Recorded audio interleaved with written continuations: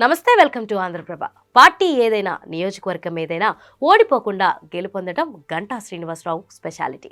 Congress party గాలి బలంగా వీచిన 2004-2009 ఎన్నికల్లోనూ, వైసీపీ ప్రభంజనం వీచిన 2019 ఎన్నికల్లోనూ గంటా శ్రీనివాసరావు గెలుపును ఎవరూ ఆపలేకపోయారు. అలాంటి నేతకు ఈసారి మాత్రం ఇప్పటి వరకు సీట్ లభించలేదు. దీంతో ఆయన పార్టీ మారే ఆలోచనలో ఉన్నట్లు తెలుస్తుంది.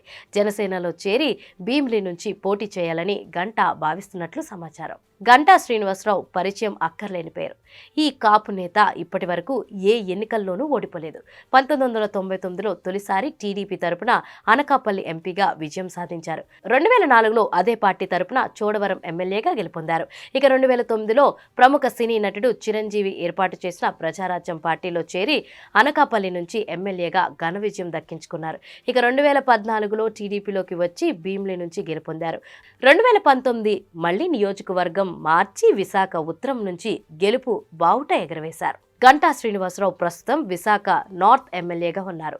వచ్చే ఎన్నికల్లో ఆయన టీడీపీ తరపున భీమిలి నుంచి టికెట్ ఆశిస్తున్నారు. అయితే టీడీపీ అధినేత చంద్రబాబు మాత్రం గంటాను విజయనగరం జిల్లా చీపురుపల్లి నుంచి పోటీ చేయాలని కోరుతున్నారు. చీపురుపల్లి నుంచి విద్యాశాఖ మంత్రి, రాష్ట్రంలోనే కీలక నేతల్లో ఒకరైన బొత్స సత్యనారాయణ ప్రాతినిధ్యం వహిస్తున్నారు.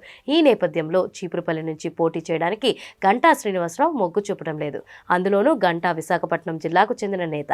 ఇప్పటి వరకు గంటా ఎమ్మెల్యేగా గెలిచిన నియోజకవర్గాలు చోడవరం, అనకాపల్లి, భీమిలి, విశాఖ నార్త్ అన్నీ కూడా విశాఖపట్నం జిల్లాలోనివే.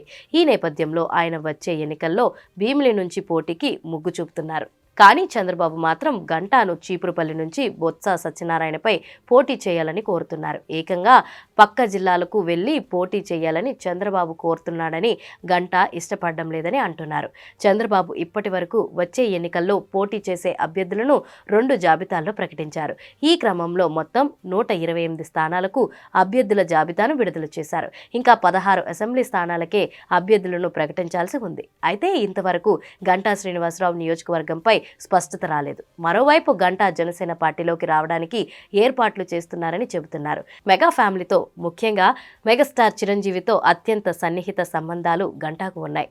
గంటా తనకు నాగబాబు, పవన్ కళ్యాణ్ల మరో తమ్ముణ్ణి స్వయంగా చిరంజీవి అనే పలుమార్లు వ్యాఖ్యానించారు. ఈ నేపథ్యంలో గంటా జనసేన పార్టీలోకి వచ్చి భీమిలి నుంచి పోటీ చేయాలని ఆశిస్తున్నారు.